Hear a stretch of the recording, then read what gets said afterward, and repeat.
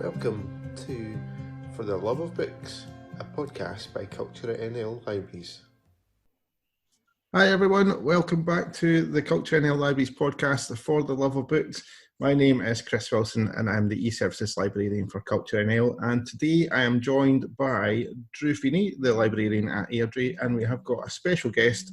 Not that you are not a special guest, Drew, but we do have a special guest from the Airdrie Astronomical Association, William Tennant, who is the curator at Airdrie Observatory. We thought the reason he's here is because we thought we'd shine a little light on a bit of a hidden gem within our library service, which is the Airdrie Observatory, which is housed within Airdrie Library. And because of that, this episode is going to be called Skies Above Airdrie. So welcome, guys, to the podcast. How are you today? Chris. I'm doing good. How are you? I'm good, thank you. And I thought I would start off with kind of seeing if we get a little bit about you, William, what about your sort of role as the curator, and also a little bit about the Airdrie Observatory Association. So do you want to kind of give us a wee quick rundown of what your role is and about the club too? Yeah, sure. So I am one of the two curators at the observatory. Hannah Robinson is the other one, and we sort of look after on behalf of CultureNL, or North Lanarkshire Council as are now, I think. We look after the observatory, and we make sure that everything is looked after, kept spick and span, and up to date. This basically involves us getting a wee bit of training from an ex-curator of the observatory, okay. Robert Law, who comes along and shows people how to work the telescope. We tend to have open nights, which are quite well attended and that people come along to, and we're there to make sure everybody behaves, keep everyone in line, and give them a good time, helping them learn about astronomy and a lot of other things like engineering, science, and maths as well. Fantastic. And Drew, it's quite unique for a library to have an observatory in it.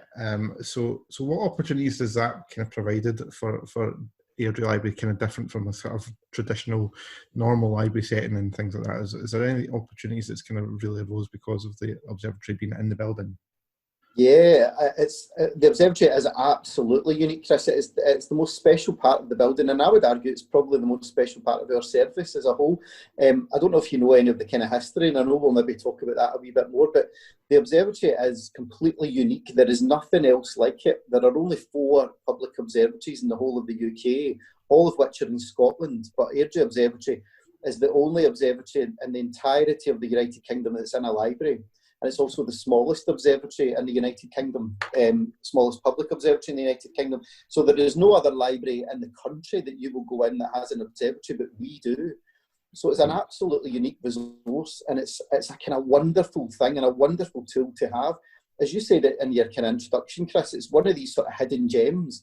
I've worked for over 15 years in Airdrie Library now, and you not believe the amount of time people say to us, I never knew this was here. Yeah, you know, because it's a unique place and it's an absolutely fabulous kind of selling point for our library, but for our service as a whole as well. As I always say, nothing else, there's nowhere else like it. You'll never go into another library that has one, and we do. I always remember coming to visit it when I was at school, and someone telling me that as well, and being struck by that something that special was literally down the road from us.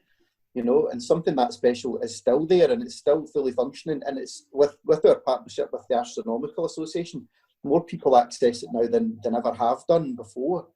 So it's something that we're hugely proud of, and it's something we're never shy about promoting as much as we possibly can. Yeah, you mentioned a little bit about the history of the observatory, so I'm not sure which of the two of you would be the best one that you can ask this question to, but I'll kind of open it up to the both of you if you want to have a go at it. But so what is the history of the observatory and the telescope? Because it's quite a historic telescope, I believe, if I'm right. Yeah, that's correct. I'll take that. I'll lead with this, Drew, if you don't mind. No worries. Yeah. Yeah, and you can chip in at the end if you want to add anything. Yeah, the observatory. It was probably quite late in the overall scheme of things, way back in relative to other observatories over the country and in the world. It was first built in 1896, and it was located in the original public library, and that became the Airdrie Arts Centre.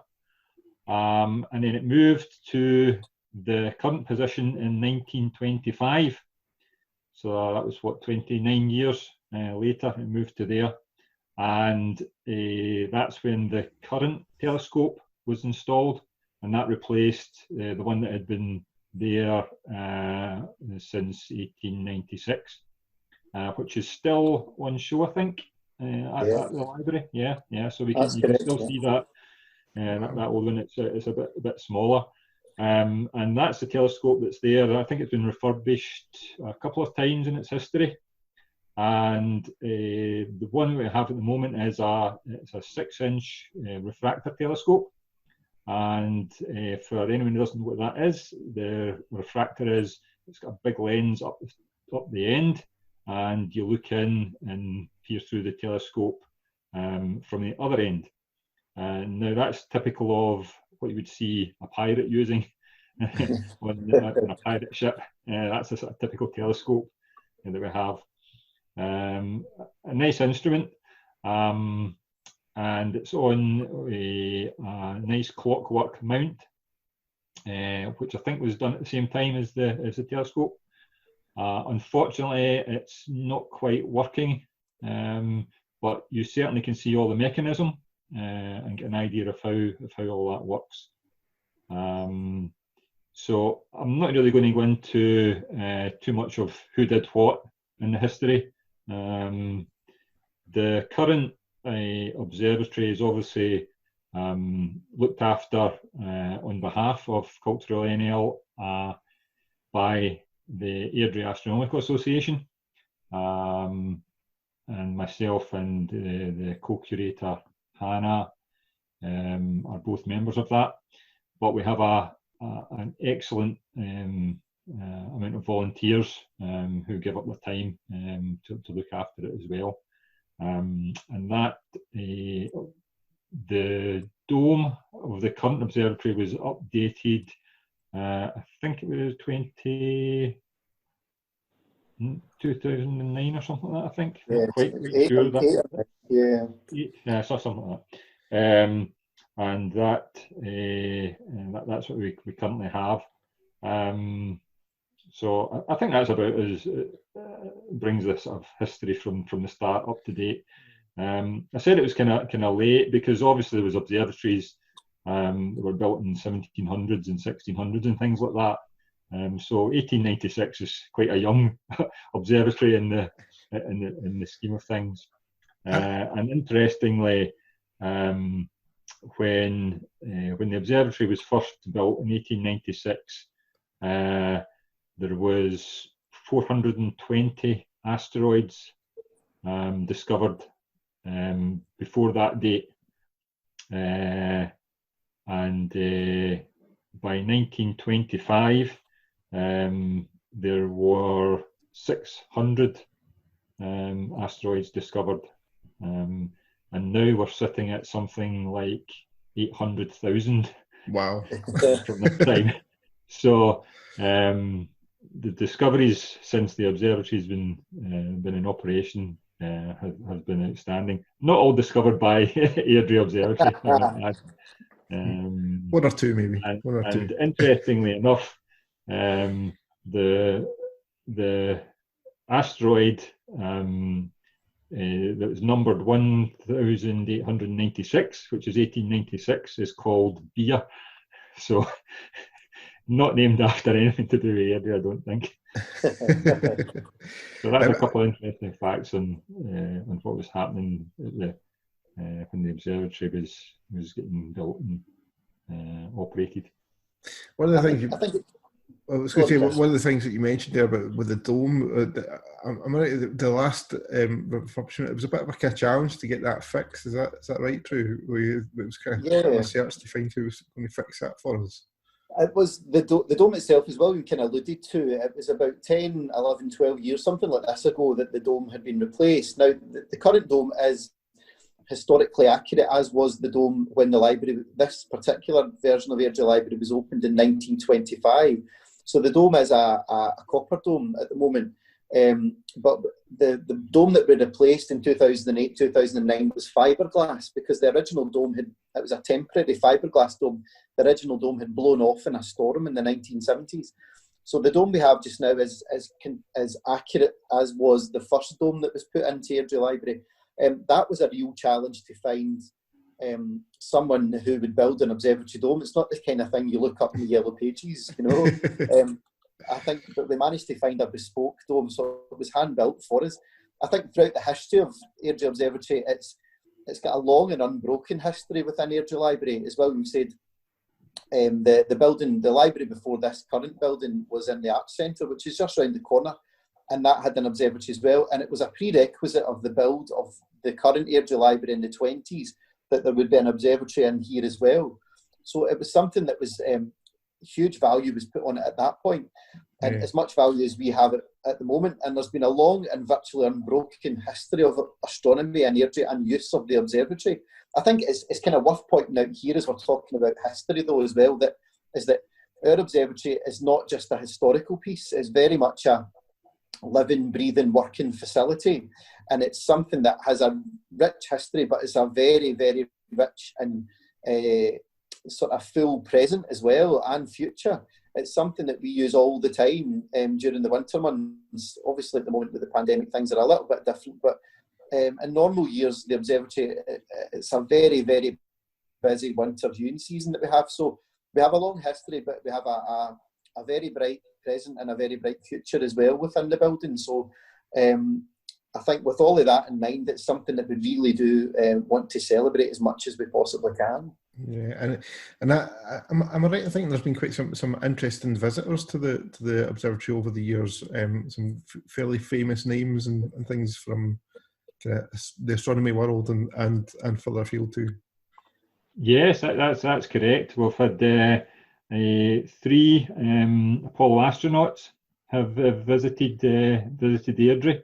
One of them, Charlie Duke, he actually walked on the moon, and we've got a space at the top of the stairs of the observatory, where he actually stood and signed his name on the mural on the wall.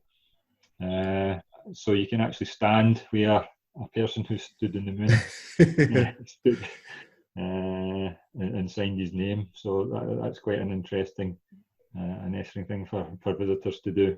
Yeah, fantastic. The other two visitors, they didn't actually go into the moon. They were the command module pilots, and one of them was Al Warden, and the other one was Richard Gordon, and they visited over 2010 to 2012 the observatory, and they did a lot of work in the schools and presentations and talks as well during that time. Yeah, it's fantastic. It's kind of something in our town or one of our towns that is so well known for in the kind of these circles, and that they would actually kind of want to come out and kind of visit the observatory and the library, which is fantastic. And now, has there been any kind of recent changes and updates and things like that kind of recently to it, to improve the sort of accessibility of it and the use of it as well, to kind of sort of almost modernise the technology within the observatory as well? Yeah, it's been we're always evolving in the observatory. There's always something new comes on the scene, and there's always something new that we're looking to kind of do with it. So I'm probably thinking, was it last year? Well, we added a remote viewing system to the observatory. Now, by definition, the observatory is at the highest point of the library, which means that you do have to climb a lot of stairs to get to it. I don't know if anyone's visited before, but there are a lot of stairs to get there. And Airdrie Library being a almost 100-year-old building, it's difficult to kind of, put lifts in and stair lifts and things like that. So one of the problems that we had in recent years was accessibility of viewing the telescope, and that anyone with mobility issues or anything like that, limited mobility, possibly could find it difficult to reach the observatory. So what we did was installed a remote viewing system in one of the downstairs meeting rooms in the library, which means that we have a viewing screen down there, and it means that the system now is capable that what we view on the telescope upstairs in the observatory can be viewed downstairs remotely on a big screen, so that we can accommodate much more people at the same time, with groups, or anyone that wouldn't fancy the climb up to the observatory up all the stairs can now sit and actually, for better or worse, use the telescope. Yeah. Use the telescope and see what the telescope sees remotely. So that has been a real boon for us. It's something that we've only really scratching the surface of now in terms of what we can do with it. Another big change we had a new winding mechanism installed in the observatory, and that sounds quite kind of dull, I know it is, but it's something that it was the mechanism for actually opening the dome itself up. And again, it's one of these things that you do need specialists in to do it. So that was installed last year or the year before, and it means that it guarantees the sort of accessibility of the observatory and the use of the observatory for the length of that system itself, which, another 10, 15, 20 years. So that was something that was really kind of critical for us, because it means that we're able to use the facility much, much longer than we might have been without replacing such a thing. So those are really the two big things from our point of view that we've done in recent years to improve accessibility and to improve the sort of visitor experience of the observatory. Yeah. And have you guys noticed that a big kind of change since that has been introduced? Has there been kind of quite a good uptake of using that and things like that since it's been installed? Well, I think, as Drew was indicating there, it was only introduced last year, and we've had a couple of sessions where we've been able to get it up and running, but there has been no groups actually visited it yet that have used the facility. Everyone's been able-bodied and able to get up the stairs, but the facility is certainly there, and I think it will probably come in more to its own during the pandemic that we're going through, and the observatory's not able to open as normal. So we're looking at various aspects of that and bring it online, because it's linked into the network. We can actually do recordings of what we're actually watching on the screen. So we're hoping to get some views and maybe make a wee compilation that we can start posting during the year as things in the sky come up of interest. Fantastic. That sounds fantastic. And well, do you want to give us a wee bit of an idea as to how would anyone interested in the Airdrie Astronomical Society Association get involved with the club, and kind of what's the best way for them to kind of do that? Well, when we're running the open nights at the observatory, people come along and we give them all the details. The Airdrie Astronomical Association meets on a Friday in the church next door to the library. Again, they were not operating because of COVID-19, but we meet every Friday, and we invite people along to that. We've also got a website, and I think if you do a search on Airdrie Observatory, that should come up, and you can keep up to date with what's happening there. And we have a Facebook page, and you can make contact with us through that. We get a lot of messages of people asking things there, and all our members are logged into that, so someone can usually provide a response that satisfies people. That's great. From that. So if there's anyone wants to ask a question, that they've seen a bright light in the sky, what do they think it is? If they post that there, it should get answered, hopefully correctly. That's brilliant.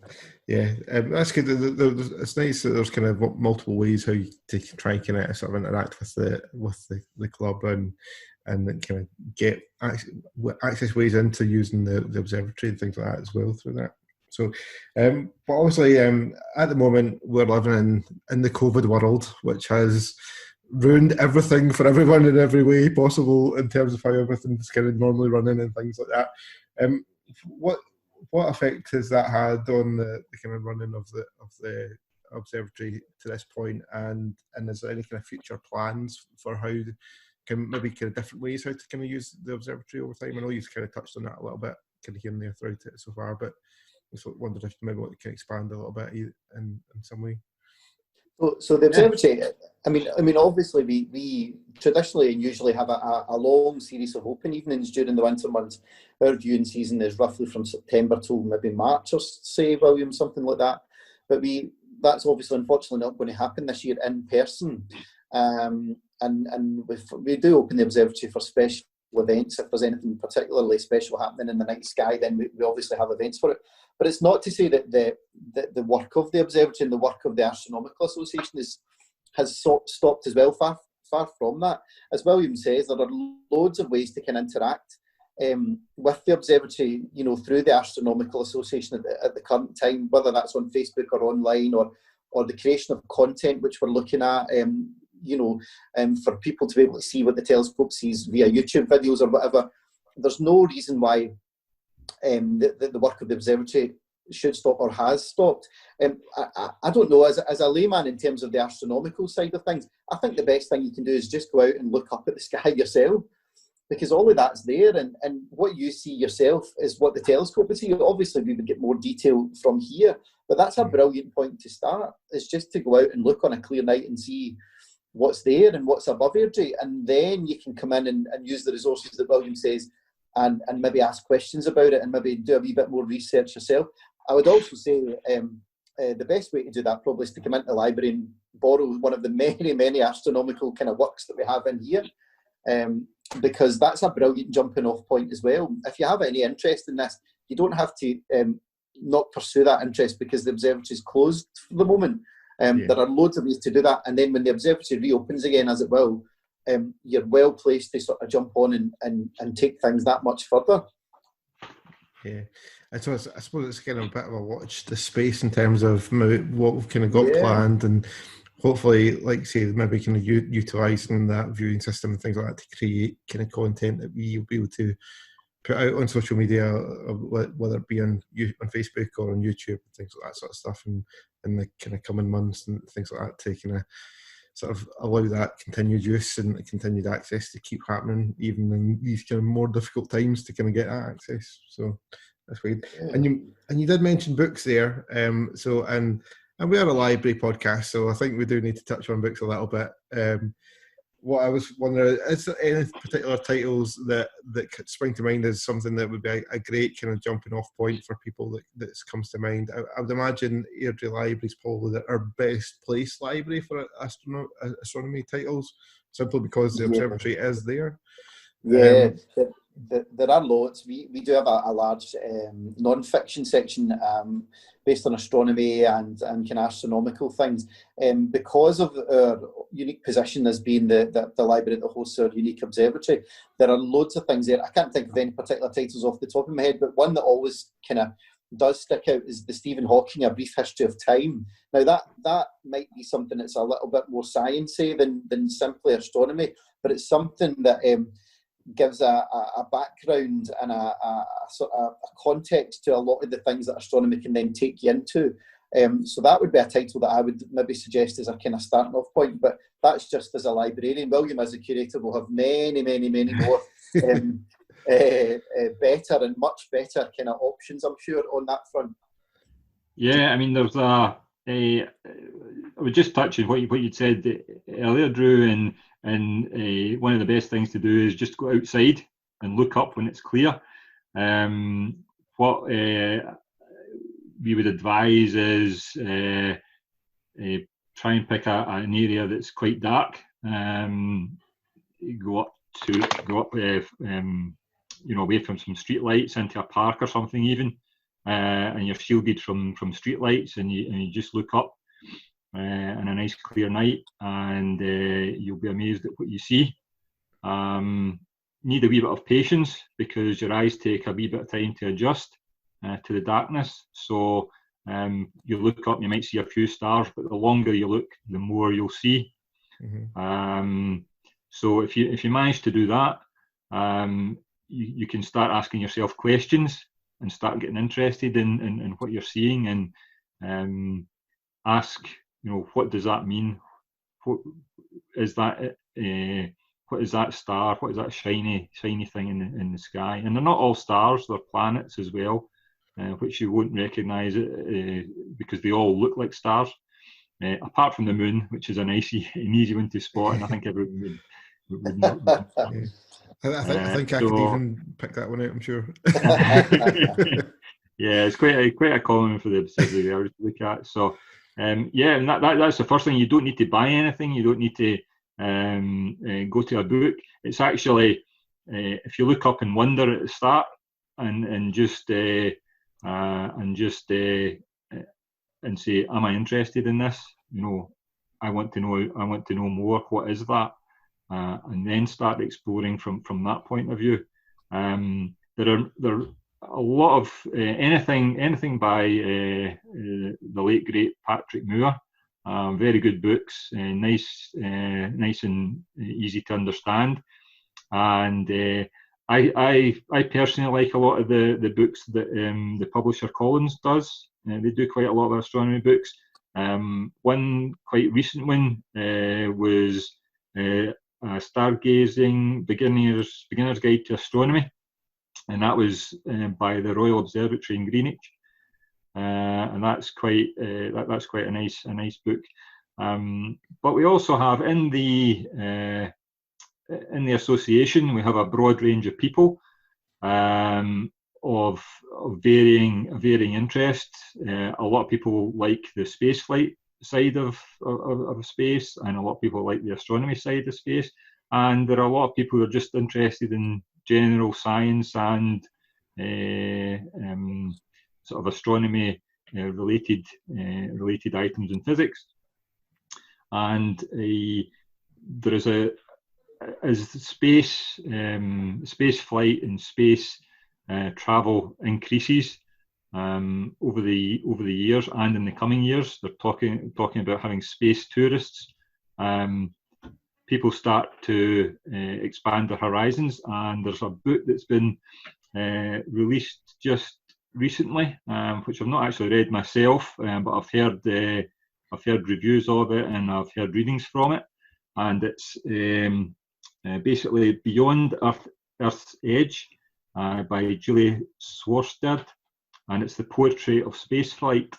Wow. And it's an anthology of poetry from the very first launch of Sputnik right the way through to present day, and how poets have viewed that from the sort of skeptical side in the early space race and the Apollo moonshots, right through to the modern optimistic outlook of space stations and whatnot. So that's a good book, and it's got very little to do with science and such like. And if people don't like equations and black holes and things like that, it's certainly a very good. It brings out the human side and how we as people interact with the night sky, as we have been doing for thousands of years.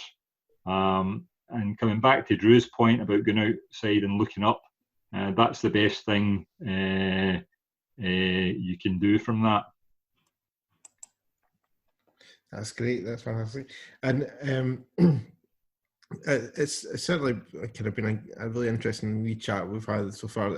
And I have heard on the grapevine that my 4-year-old son may possibly be getting a telescope off of Santa this year.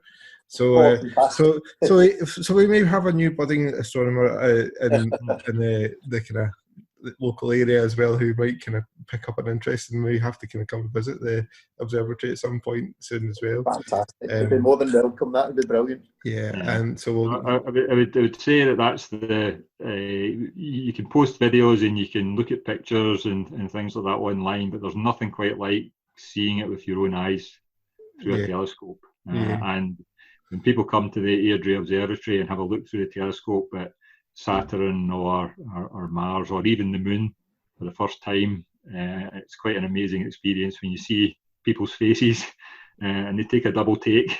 You can't believe what they actually see when they look through the telescope.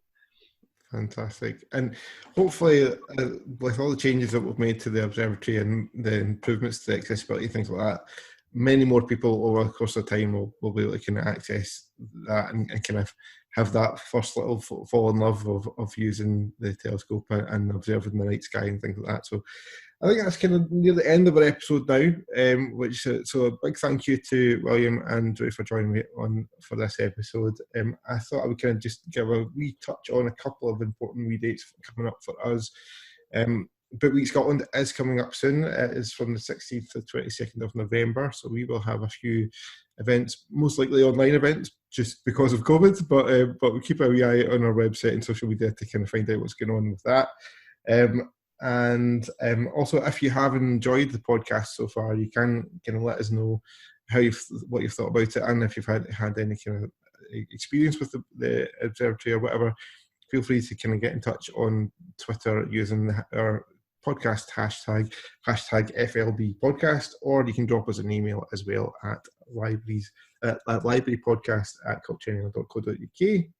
And also, if you are interested to kind of find out a wee bit more about the observatory, there is a web section on the CultureNL website at culturenl.co.uk/libraries/Airdrie-Observatory, or you can go to airdrieobservatory.com as well, which is the Airdrie Astronomical Association website as well, so you can kind of find out a little bit more from that. So, but that's all for us, guys. Thank you very much for listening, and again, one final thank you to William for coming and joining us, giving your sort of expert opinions of the observatory, and to you as well, Drew, for coming along to this episode as well.